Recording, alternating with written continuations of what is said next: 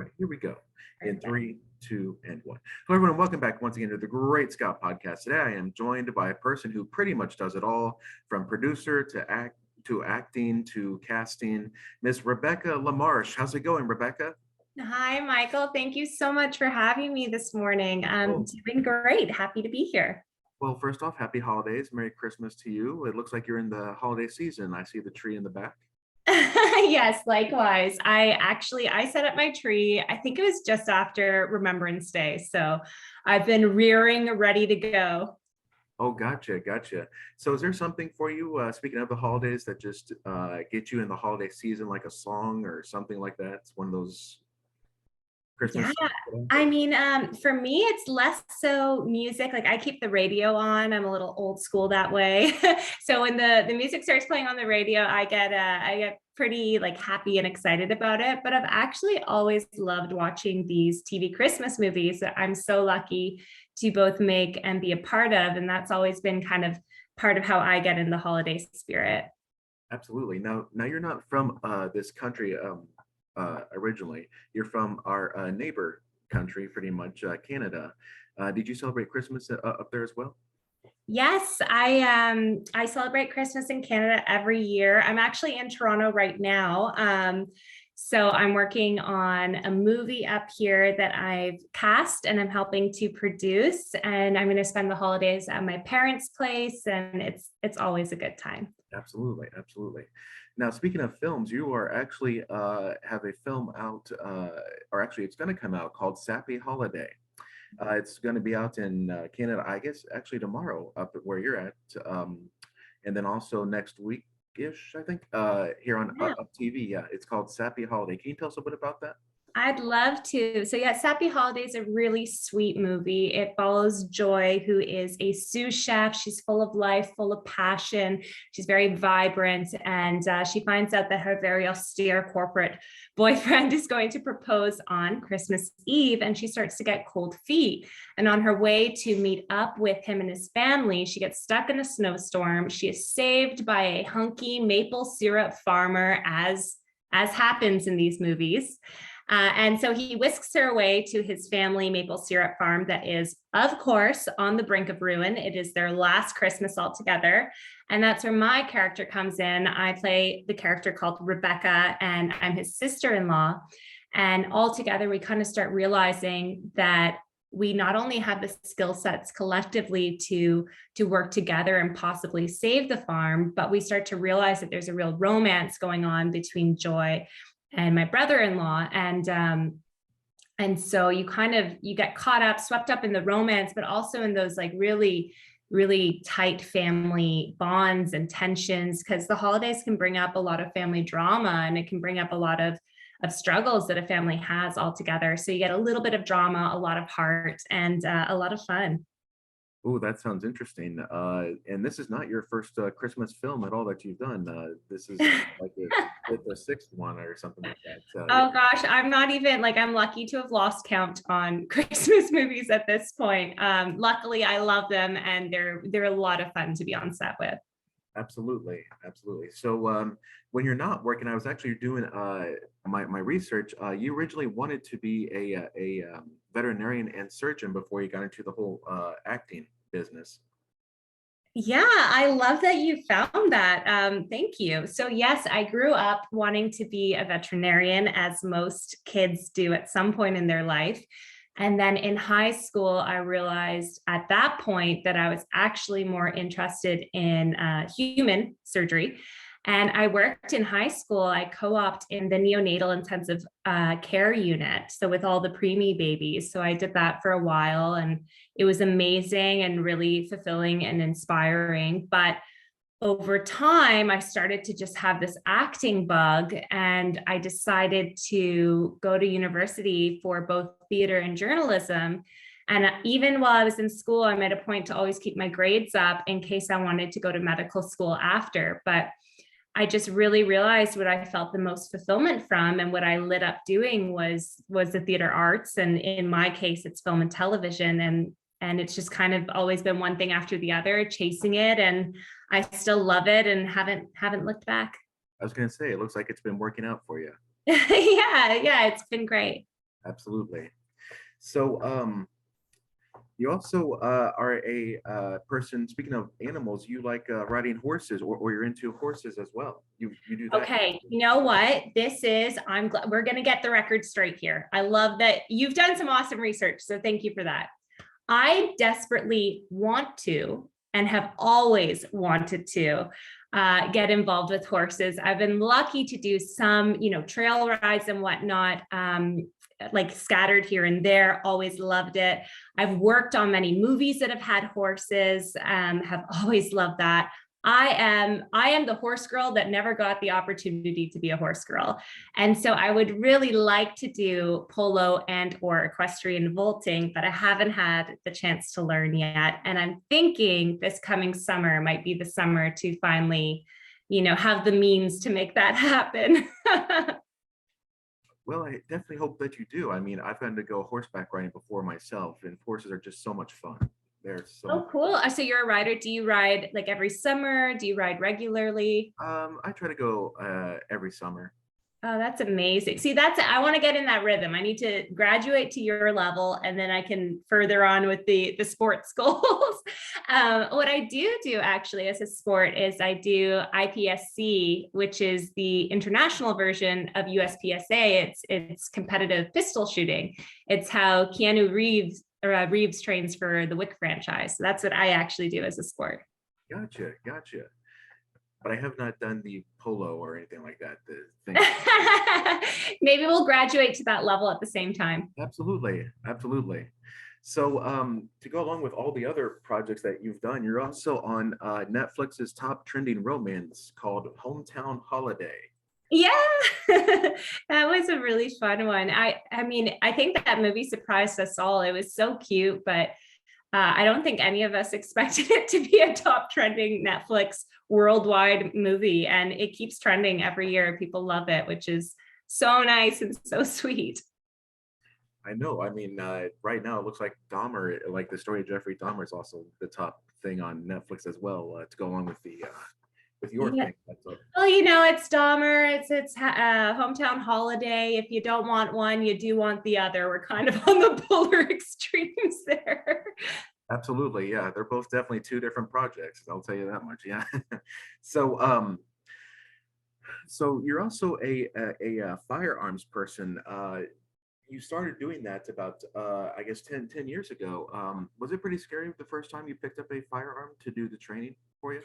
No, so the first time I was exposed to firearms was, yes, it was about 10 years ago. And it was when I was training with the Canadian military, Canadian Defense and Foreign Affairs Institute, and the University of Calgary, where they pick 12 journalists a year. They sponsor them, they bring them out to Alberta, and they train us in embedded war reporting. So even though journalists don't carry, they need to be familiar with what's around them. So that was the first time I was exposed to firearms and definitely loved it. Just kind of got the hook on it right away. I even somehow, we weren't even trained, but they were doing our testing as kind of like a fun added bonus. And I passed their like rifle accuracy test on my first time trying. I just had a knack for it. But I always wanted to train after that exposure. I got the taste for it and just hadn't made it happen up until in 2019. My boyfriend and I decided to pursue firearms training together. And so we both trained here in Canada. It's very regulated. So we had to get 2 different licenses, lots of tests, practical, written, theory. So we both got our license and then we trained and did a further qualification. We got what's called your black badge. So you can holster and draw and do the kind of competing that we do. And yeah, definitely not shy of it. Didn't intimidate me. If anything, the more I do it, the more I want to do it. It's so much fun. Absolutely, it definitely sounds like it. Something to do while you're riding horses as well. No, I'm joking. Yeah, we'll see one step at a time. That'll come after the polo or the vaulting. Yes. We need to layer it. Now, is your boyfriend also in the business himself? My boyfriend, he's amazing. He's in the law enforcement route of things. Oh, gotcha. That would Kind make of things, sense then. yeah. Yeah. Okay. So I was also reading, I may be going a little bit backwards here in this, but I was also reading how you were recruited by Sutherland Models. Did you also want to be a model as well? Oh, so I was offered to sign with them, but I would have had to drop out of university at the time because I was in university in another province, and they're based in Toronto, which has a big modeling scene, and they're one of the best in Canada. But I said I would sign with them if I didn't have to drop out of school, but they gave the ultimatum, and so I just stayed in school because I knew I was training in acting and in journalism, and I knew for me career wise that's what I wanted more. And I also have always had a great value on education personally, so I turned them down, and then when I graduated and came back to Toronto, I applied to them, and they said they would take me, but they wanted me to lose an inch on either side of my hip by quote stretching. So it's like very coy, read between the line terms. And personally, I'm a slim, healthy woman, and I just said no. I just said no. So I've never pursued modeling. I think it's it's a really cool career, but yeah, it wasn't the right fit for me, and I knew acting was always my love and my end game. Yeah, that's gonna be my next question. After you finish university, did they ever come back to you or anything like that? And tell me that they did.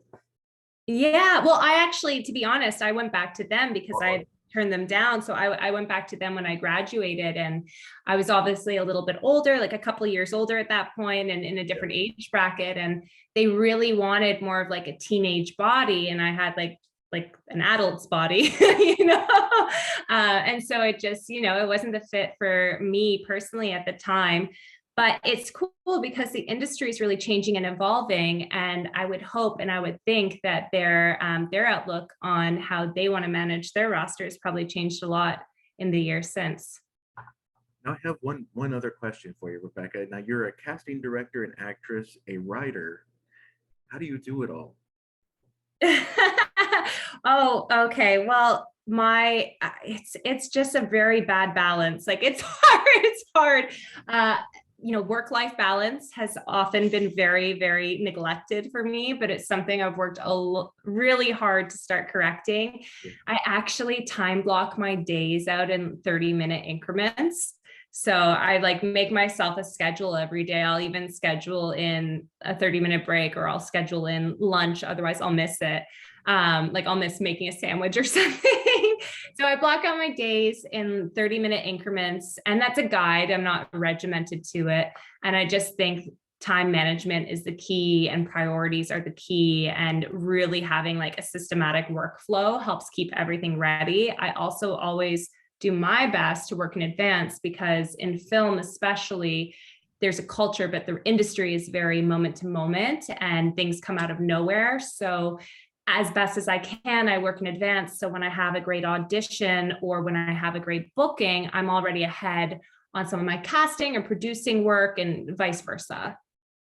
Now you also have something else coming out, I think in the spring of 2023, I saw. Yeah, so that one is called All Aboard for Love, and it is a marina-based dreamy romance. I'm one of the supporting leads in that one. I can't talk too much about it yet, and I don't have all the airing details just yet, but it's really pretty. It's the perfect way to get in the mood for summer. I mean, it's just like all the scenery. We were out on the water, the sun was shining. I mean, no one would know it was actually very cold when we were filming, but it looks beautiful. Yeah, I got you. So I have one final question for you, Rebecca. What advice do you give to someone who wants to get into the whole entertainment industry? I know it's a very, very difficult business to break into, but is there anything that you would say to anybody? Yeah, I've been asked this question a couple times. I absolutely love it, and I try to give a different answer every time, because there's so much advice I would love to share with people.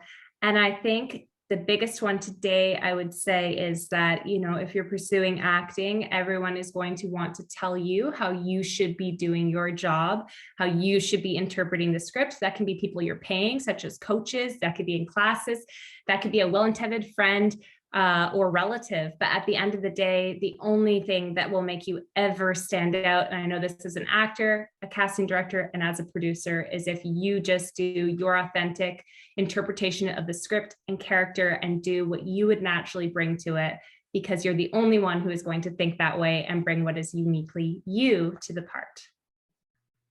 Yeah, I see too many of these actors trying to imitate someone else but themselves, and I'm sure that's what costs them a lot of jobs. Yeah, I think so. And also, it's like, it's the only thing that makes you special is what you can innately bring to your part. yeah, So I think as soon as you lean into that and you honor that, the more your work can flourish and the more people can notice you for your work and not your imitation, as you just said, of someone else's. absolutely. Well, Rebecca, I appreciate your time of coming on here. Folks, go see Sappy Holiday. If you're in Canada, it's going to be premiering tomorrow, and then here in the United States, December 17th as well. Yes, thank you. So in Canada, it is on Super Channel Heart and Home at 8 p.m. tomorrow Eastern. And then I believe it's 8 p.m. as well for Uptv on December 17th. So December 17th, Uptv in America. Absolutely. Well, Rebecca, thank you so much for your time. We'll definitely be watching, and best of luck to you on all the other projects.